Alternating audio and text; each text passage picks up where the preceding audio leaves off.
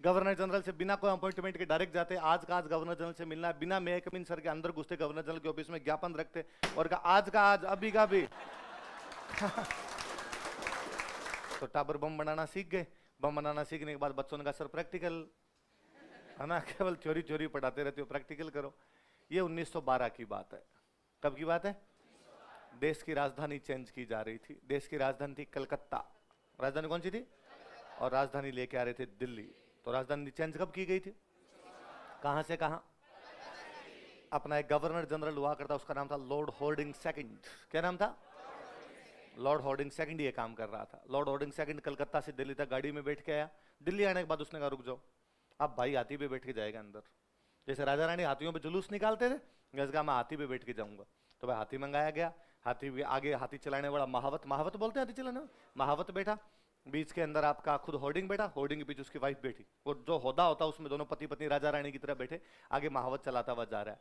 और दिल्ली की जनता दोनों साइड में लाइन बना के कतारबद्ध पंक्तिबद्ध एकदम फूल बरसा रही है। बाहरों फूल बरसाओ महबूब आया टाइप की फीलिंग लेती हुई एकदम।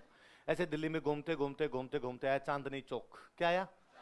वहां इस स्कूल के कुछ लड़के खड़े थे। कुछ इस स्कूल के लड़के थे, कुछ दूसरे इनके साथी और थे। उन्होंने कहा हम भी फूल फेंकेंगे। लोगों ने सब आप भी फेंक लो। उन्होंने फूल की जगह फेंक दिया बम का। फूल बने अंगारे। वो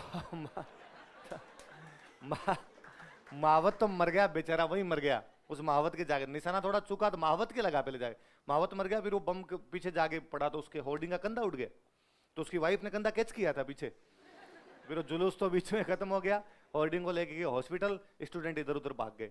पर कुछ लड़के उसके अंदर पकड़े गए। कुछ लड़के पकड़े गए तो उनको पूछा अरे कहां से ला रहे तुम बम बम बनाना? उनका कोचिंग है हमारे तो। कौन सिखाता है कोचिंग? अर्जुन सर सिखाते हैं। तो अर्जुन सर का पहली बार नाम किसी केस में आया था, वो दिल्ली बम कांड। पर तब इनके खिलाफ कोई ज्यादा सबूत वबूत मिले नहीं। इन वाले स्टूडेंट भाग भूग गए, कोई ज्यादा पकड़े भी नहीं गए। दूसरे लड़के पकड़े गए, उनको फांसी वांसी भी हो गई। अब क्रांतिकारियों ने कहा भाई और कुछ करते हैं यार, होर्डिंग तो बच गया, और क्रांति की आवश्यकता है, वापस एक बार अटेम्प्ट लेते हैं, दोबारा आरएस का पेपर देते हैं एक बार और। पिछली बार फेल हो गए तो क्या हो गया? तो कहा यार क्रांति करने के लिए धन की आवश्यकता है, बिना धन के क्रांति नहीं की जा सकती। तो धन कहां से लाए? बिहार में एक जगह पड़ती है निमेज। कौन सी जगह? निमेज, या कहते हैं उसको आरा। क्या बोलते हैं? यहां जैनों का एक उपासरा हुआ करता। उपासरा समझते हो? जैनों की जो स्कूलें होती है उनको बोलते हैं उपासरे। जैनों की स्कूलों में क्या कहते हैं? उपासरे, उपासरा बोलते हैं। उपासरा जैन स्कूल हुआ करते। और इनको पता चला इस उपासरे में एक बाबा जी रहते हैं, उन बाबा जी के पास पैसे हैं, तो कहा बाबा जी को लूट लेते हैं। तो एक दिन उस उपासरे को लूटने के लिए गए। उपासरे को लूटने के लिए गए, रात को लूटने के बाबा जी जाग गए। तो बाबा जी नल्ला मत, फिर बाबा जी को सलटाना पड़ा। तो उनका मर्डर कर दिया गया। मर्डर कर दिया गया तो उस मुकदमे में कई लड़के और पकड़े गए। कई लड़के पकड़े गए तो उनको वापस पूछा, कह रहे कहां से लाए तुम हथियार वगैरह? उनका कोचिंग से, कोचिंग से दिए थे हमें। तो कौन है कोचिंग में? तो अर्जुन सर। इस बार अर्जुन सर वापस पकड़े गए, गिरफ्तार किए गए। तमिलनाडु के अंदर एक जेल पड़ती है वेल्लूर। कौन सी जेल है? उस वेल्लूर जेल में।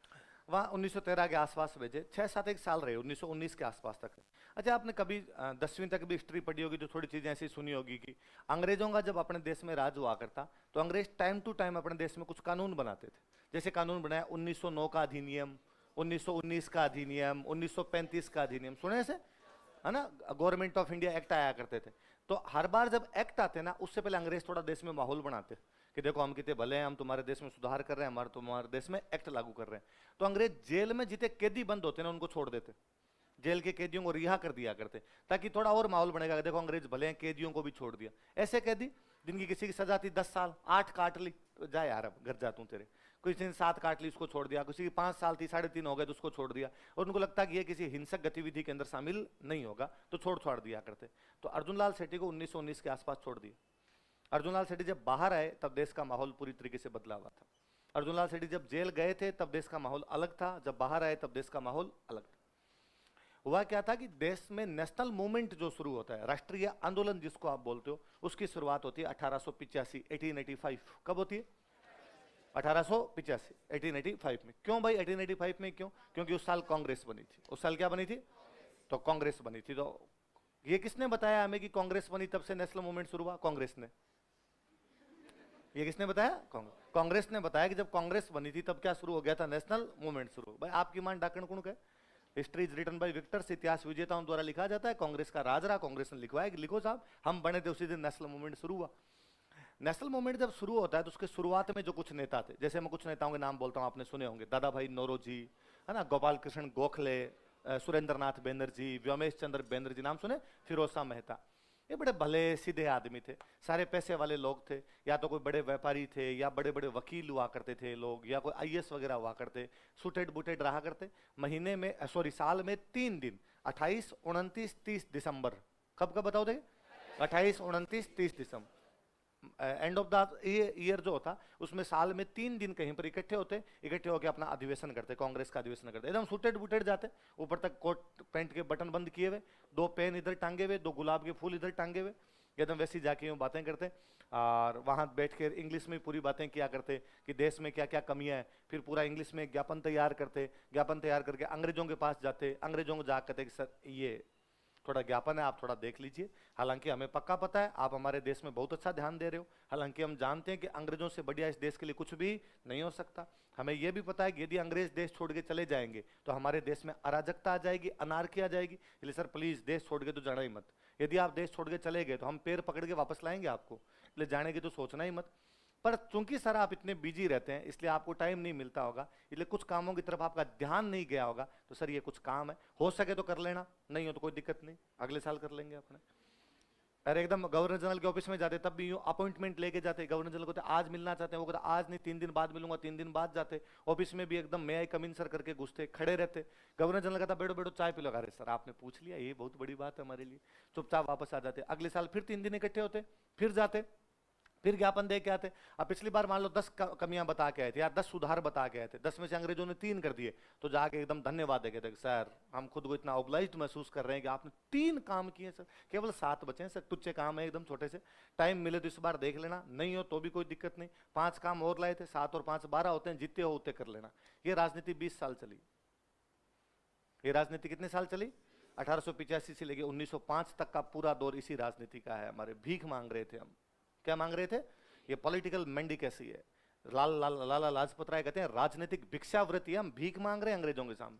1905 के बाद देश का सिनेरियो चेंज होने लगता है, 1905 के आसपास हमारे 3 बड़े नेता उभरे हुए, लाल, बाल और पाल। कौन कौन आए हुए, लाल, बाल, पाल का पहले तो यह कहना था कि पार्ट टाइम जॉब बंद करो रहे, साल में 3 दिन इकट्ठे होकर तुम आंदोलन करते हो ना, इससे कुछ ही नहीं होगा, 12 महीने आंदोलन करने पड़ेंगे, और क्या अंग्रेजों के सामने हाथ जोड़ के खड़े होते हो, अपनी बात दम से रखो, साडा हक इत्थे रख, इस टाइप वाली फीलिंग पहली बार कोई लेके आ रहे थे, तो कौन लेके आ रहे थे, लाल, बाल और बाल गंगाधर तिलक तो एकदम जैसे यूनिवर्सिटी वाले नेता नहीं होते अपने, उस टाइप के थे, कि मतलब बीच में भाई चल रहा है, 5 आनिए बानिए इधर, 5 आनिए बानिए इधर, वो पहले वाले सुटेड बुटेड रहा करते, तिलक एकदम एयर कंडीशनर धोती का पल्लू पकड़ा हुआ इस साइड से, भाई साहब आ रहे हट जाओ, भाई साहब आ रहे हट जाओ, उस टाइप का माहौल बनाते एकदम। गवर्नर जनरल से बिना कोई अपॉइंटमेंट के डायरेक्ट जाते, आज का आज गवर्नर जनरल से मिलना है, बिना मे कमिन सर के अंदर घुसते गवर्नर जनरल के ऑफिस में, ज्ञापन रखते और कहा आज का आज, अभी का भी। तिलक उस लेवल के नेता थे थोड़े। अब युवाओं को ऐसे नेता प्रभावित करते हैं, युवा भाई है धमका गया, काम हो ना हो पर धमकाया तो है ना, आंखों में आंखें डाल के बात तो की है, हालांकि काम तिलक से भी एक ही नहीं हुआ, तिलक भी कोई काम नहीं करवा पाए थे, पर माहौल जरूर बनाया था उन्होंने देश के अंदर। पर जल्दी लड़कों के समझ में आया, युवाओं के समझ में आया कि ना तो नरम दल वालों से कुछ हो सकता, उन पहले वालों को कहते हैं नरम दल, मॉडरेट्स, इन बाकी वालों को कहते हैं गरम दल, एक्सट्रीमिस्ट, ना इनसे कुछ हो सकता है। तो लड़के एक तीसरी धारा की तरफ मुड़े, वो तीसरी धारा थी बम और पिस्तौल, कि ना तो बातों से धीमे धीमे बातों से मानेंगे, ना तेज बातों से मानेंगे, तो इन पे बम फेंके जाए। तो रास बिहारी बोस उस तीसरे गुट के नेता है, कौन है, बम बम फेंके। अब तीनों में लफड़ा है, बम फेंकते हो तो फांसी हो, गरम गरम बातें करो तो जेल हो, पीछे बचे नरम दल वाले ही केवल, और कोई बचता ही नहीं था।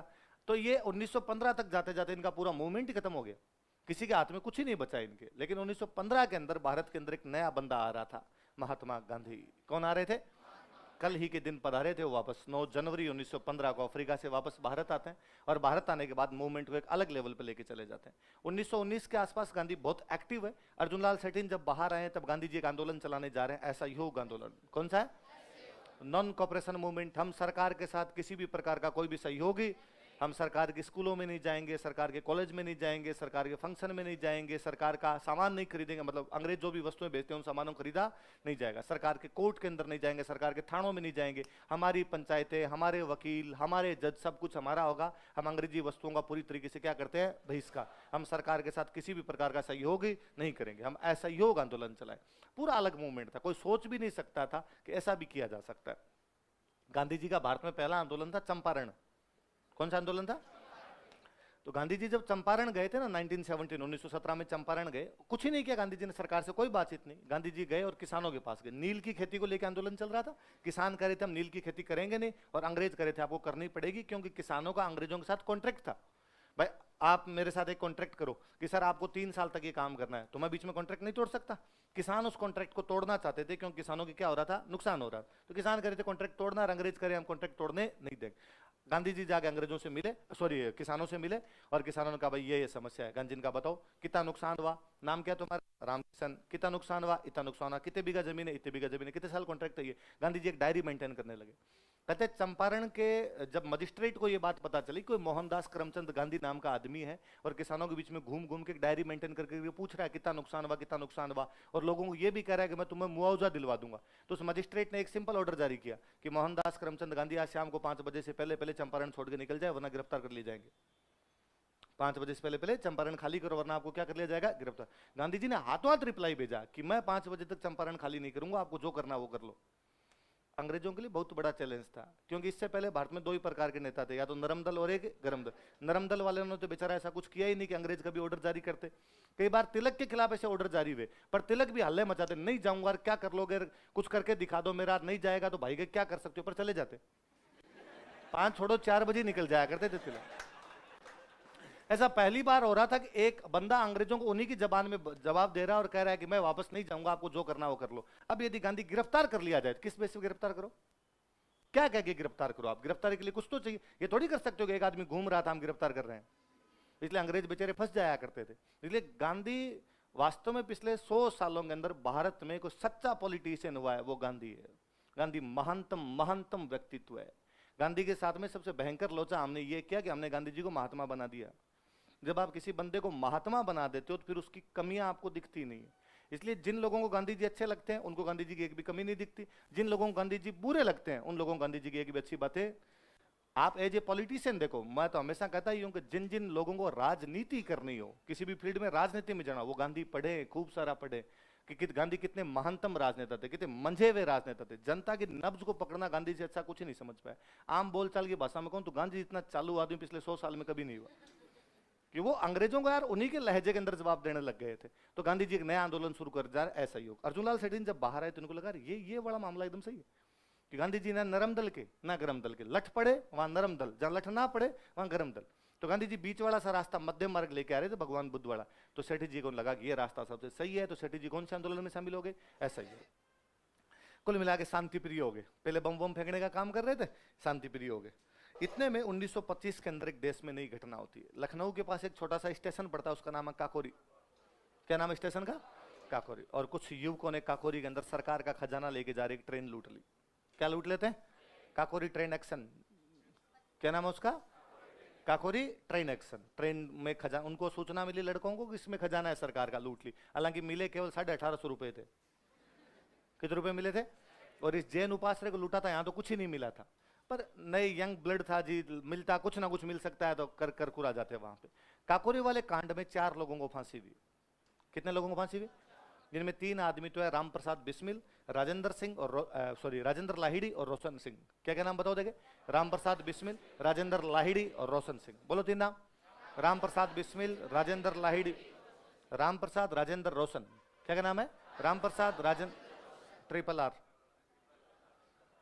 है। कौन कौन बताओ देखे? राम प्रसाद, जिनमें राम प्रसाद बिस्मिल हुआ है, सरफरोशी की तमन्ना भी हमारे दिल में है, देखना है जोर कितना। एक बंदे और थे इसके अंदर, चौथे बंदे थे अशफाकुल्ला खान। कौन बंदे थे? अशफाकुल्ला खान। इसके अंदर एक बंदे हुआ करते। अशफाकुल्ला खान कई दिन तक पुलिस के हत्थे नहीं चढ़े। अशफाकुल्ला खान बहुत दिनों तक फरार चले थे। आप फरार चले तो कहां जाए भाई? अशफाकुल्ला खान फरार हो गए तो कहा इंडिया क्रॉस कर जाओ। इंडिया क्रॉस करके कहां जाओ? तो राजस्थान आ जाओ, क्योंकि राजस्थान तब इंडिया के अंदर आता नहीं था। तो अशफाकुल्ला खान जयपुर आ गए थे। कहां पर आ गए थे? जयपुर। तो जयपुर में उनको अपने घर पे कोई रख रहा था तो अर्जुन लाल सेठी थे। पर धीरे धीरे अर्जुन लाल सेठी के समझ में आया कि यार गांधी जी वाली राजनीति से भी देश को आजादी तो नहीं, तो छोड़ छाड़ दी, पॉलिटिक्स ही छोड़ दी थी, वाह तुम जानो तुम्हारा काम चल। अब ये बात गांधी जी को पता चली, तो आप देख लो ये कितने अच्छे क्रांतिकारी रहे होंगे उन दिनों के, कि गांधी जी इनको मनाने के लिए अजमेर आए थे। तभी अजमेर रहते थे, कहाँ रहा करते, वही बात है, राजाओं के राज में तो क्रांति हो नहीं सकती, तो क्रांति कहाँ की जा सकती है, वहां पे जहाँ राजाओं का राज नहीं है। राजस्थान में ऐसी जगह जहाँ राजाओं का राज नहीं है, कौन सी थी, अजमेर। तो अजमेर में रह के आंदोलन चला रहे थे, तो गांधी जी इनसे मिलने के लिए अजमेर आए। तो गांधी जी ने कहा अर्जुन लाल जी वापस ज्वाइन कर लो आप। इनका नहीं सर आप छोड़ो, आप जानो ना आपका काम जानो। तो अब अजमेर में करोगे क्या, अजमेर में बैठे बैठे। तो अजमेर में दरगाह के अंदर अरबी फारसी पढ़ाने लग गए। कहा अपने भाई माठ साहब थे पहले ही, अभी वापस अपने माठ साहब वाला ही काम कर लेंगे। तो दरगाह के अंदर क्या पढ़ाना शुरू कर दिया था,